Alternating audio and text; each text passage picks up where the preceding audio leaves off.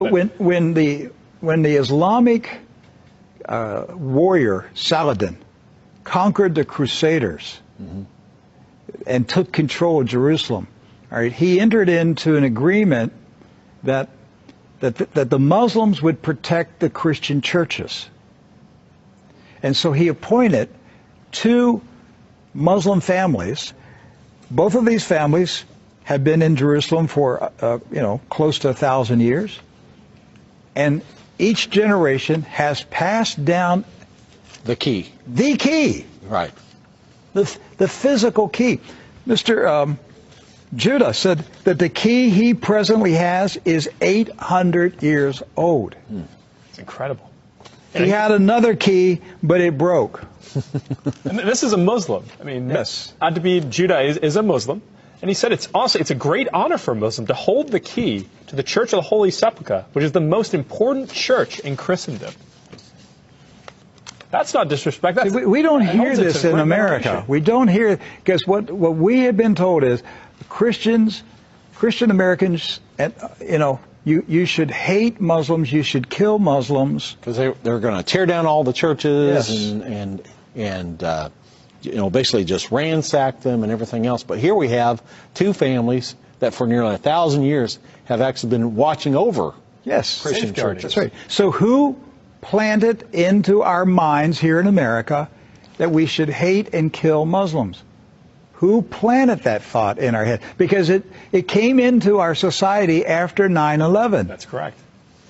So 9/11 was a calculated, planned operation, and it changed everything in our country.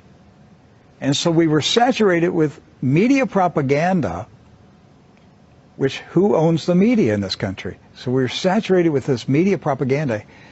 You Americans, you need to hate Muslims. You need to go to war. You need to send your sons to go kill Muslims. All right?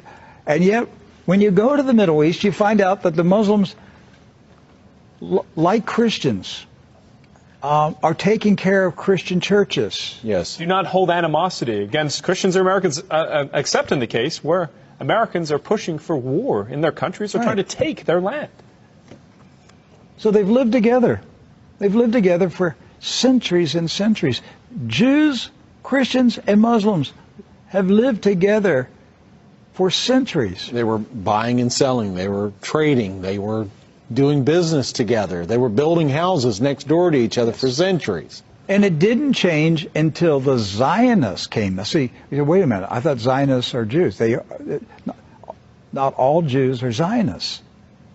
And not all Zionists are Jews. Right. Zionism is a political movement. Yes. Right. It's an ideology. Yes. Not an ethnicity. And so when the Zionists came to Jerusalem and Palestine, basically in the 1920s and 30s and 40s, right, they came to agitate. They came to infiltrate. They came to seize control.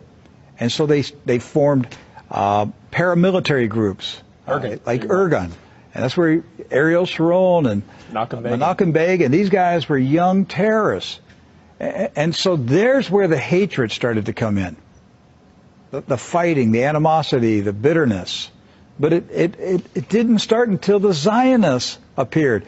Jews, Muslims, and Christians were coexisting. Yes. That's right.